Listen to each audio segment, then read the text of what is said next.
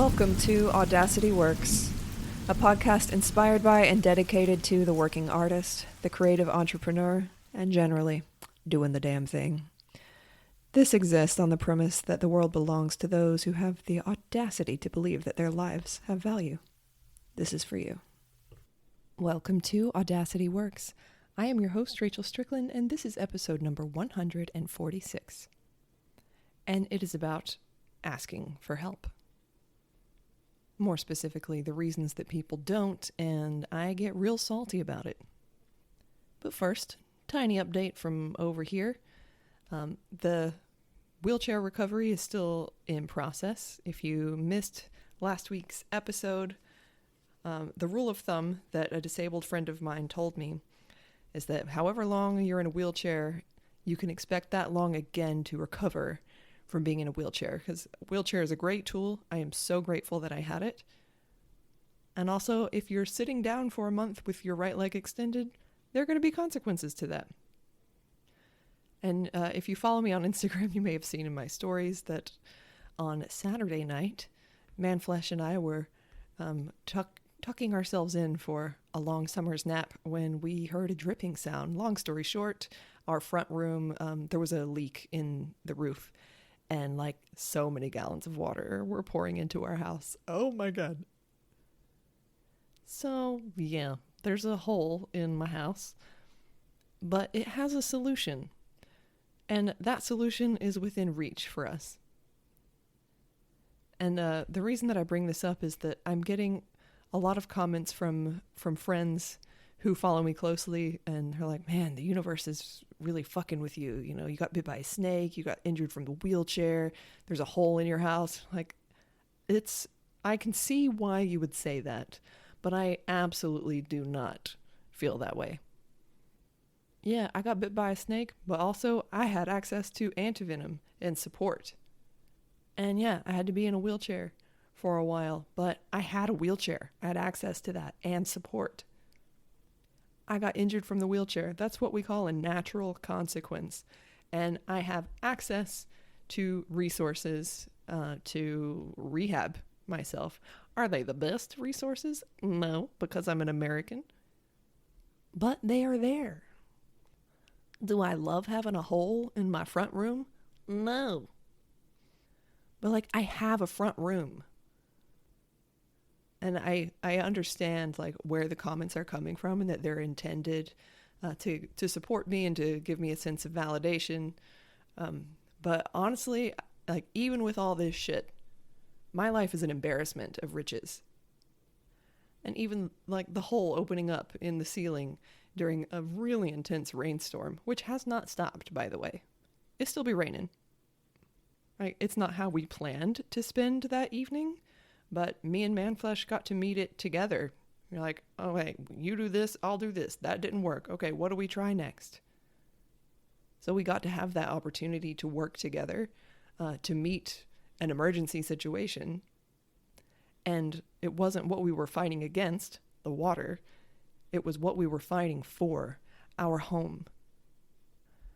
Not to say that I haven't had moments of pity party within the past 2 months, because I have.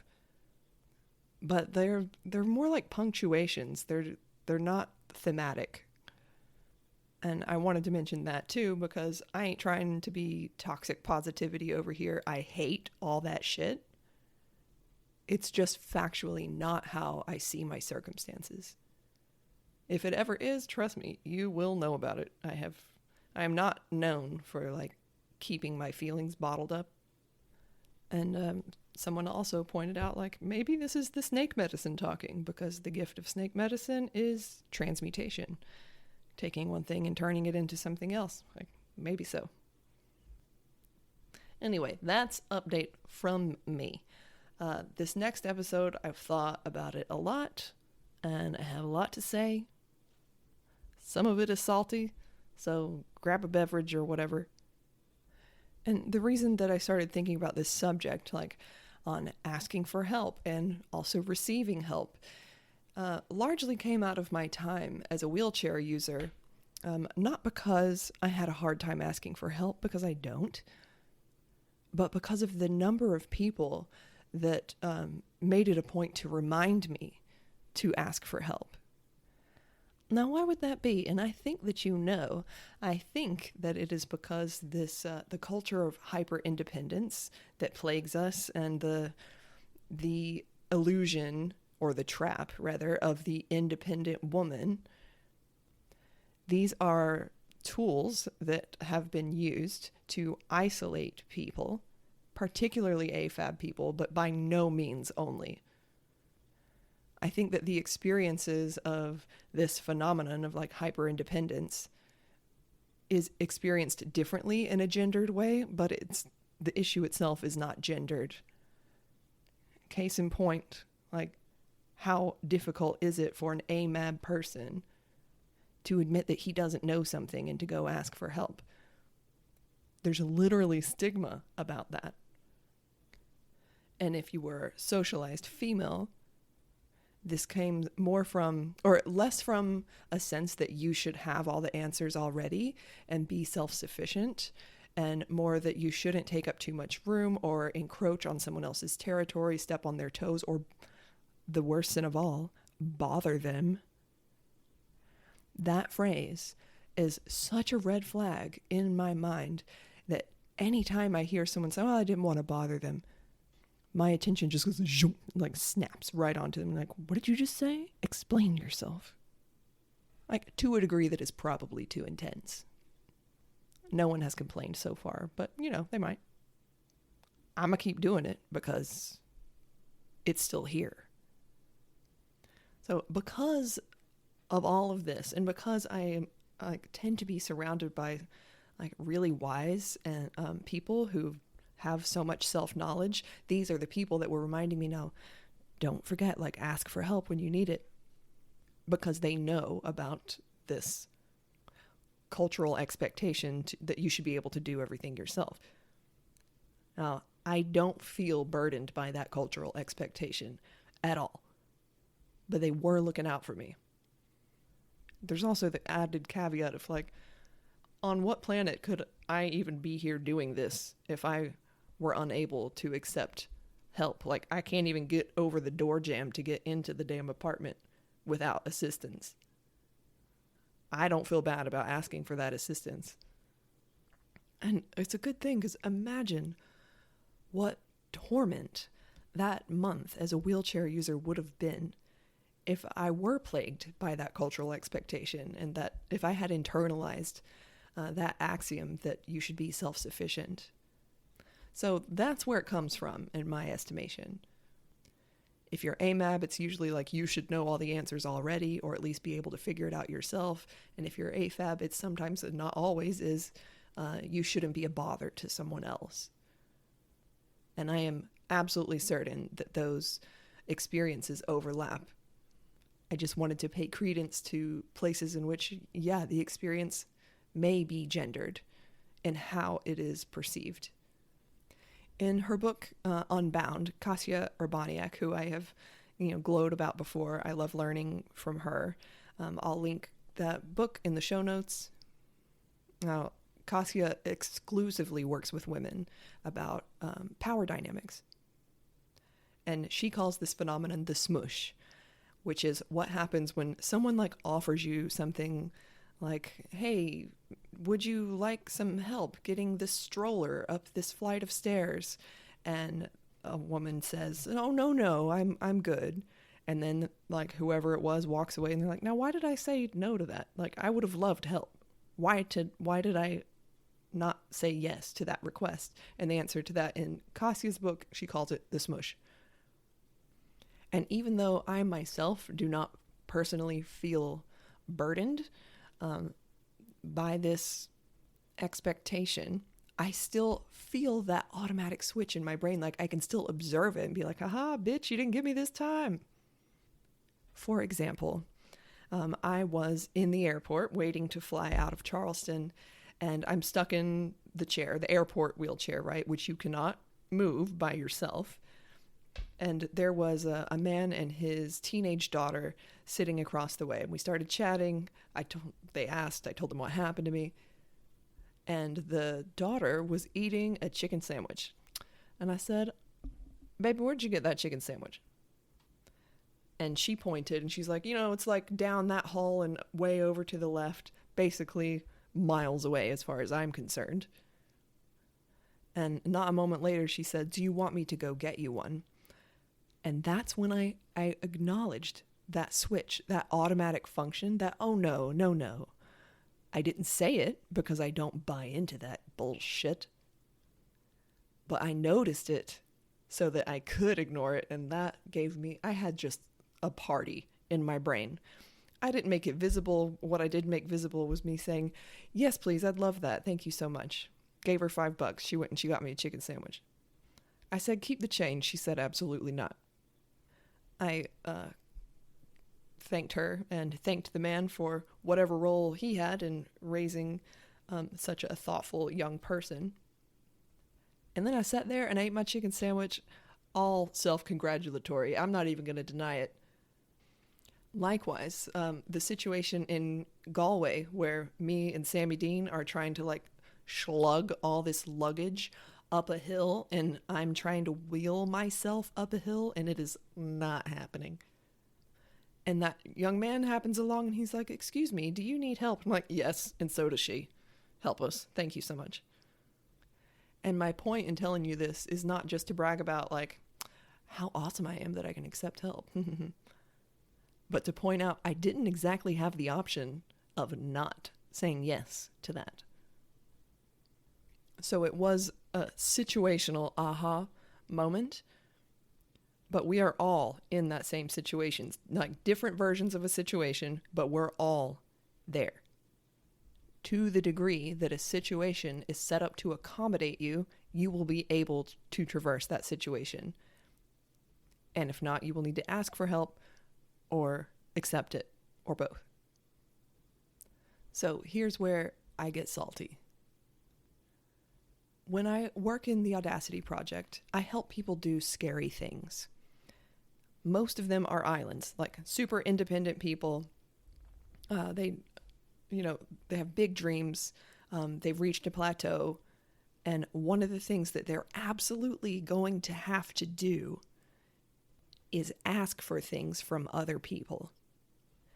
And let me tell you, the resistance that I meet giving these assignments, and I know what I'm up against because it is entire lifetimes, generational lifetimes of don't be a bother. Maybe you got to be a bother. No one becomes empowered sitting in a room by themselves. Power and influence, and I'm not talking about manipulation. I'm talking about actually wielding your own personal power and having influence over your own life. And in conjunction with the people around you, that happens relationally. If the moment someone else enters the picture and your personal power evaporates like a fart in the wind, that's not power. It's not empowerment. It is a quote you saved on Instagram that immediately got forgotten. Now, I want to take a second here to make a distinction. Self-sufficiency is a misnomer, right? There is not a human being on the face of the planet that is self-sufficient. Not a single fucking one. That said, colloquially, the way we use self-sufficiency, I think that does have value. I think that there is value in learning to do things yourself. Where we get into trouble is this automatic assumption that we have to do everything ourselves and that we have less value if we can't. Because that kind of hyper-independence, that unwillingness to quote-unquote burden someone else with a request is a tool of the patriarchy. And it oppresses everyone. Everyone who is subjected to it, regardless of gender identity, is suppressed by this notion of self-reliance when it goes unexamined and becomes an automatic function. And when that automatic function is in place and you feel that immense resistance to no, I don't want to ask for help. I don't want to be a burden. I don't want to bother them. Or no, I can do it myself. Someone else is just going to let me down. That is participating in your own subjugation. That's not self-reliance. At the very worst, it's self-importance. Let me phrase it this way. Are you telling me that you are so special that you alone, out of this worldwide tribe of organic creatures, you alone have the ability to be completely self-sufficient and reach the epitome of your heart's desire and to follow your ambitions without ever needing input or assistance from a single other living soul? No. And perhaps because I have observed this over and over and over and over, perhaps because of that, my patience for it is gone. It's no one's fault that it's there, but it is our responsibility to dig it out of our psyches. There is so much other shit going on, so much more to do, so much more to focus on. And we're going to get hung up because we don't want to ask someone for something? Absolutely not. So that's my salty, spicy rant about it. That is how I truly feel. I am so tired of watching people suffer in a cage that they didn't make, but they could easily climb out of. I am tired of watching women be isolated on their own little Fort Knox island because they have this internalized shame about needing to ask for anything. Now, I'm gentler at the beginning of a journey, but when I know that someone has been coming up against this with their eyes open, with the knowledge intact, and they keep giving into that suppression over and over and over again, y'all, I can't. So that's a salty rant from me, but it's not necessarily helpful. Let's talk about what might be helpful. If this is resonating with you and you're like, oh shit, that's me. I don't like being a bother. I don't want to ask people for things. My quest for you, should you choose to accept it, is to ask for something today. Hopefully something that someone says no to you for. Hopefully something you could easily do yourself. This is not so that you win at the exercise and get someone to say yes to you. It's just for the act of asking itself.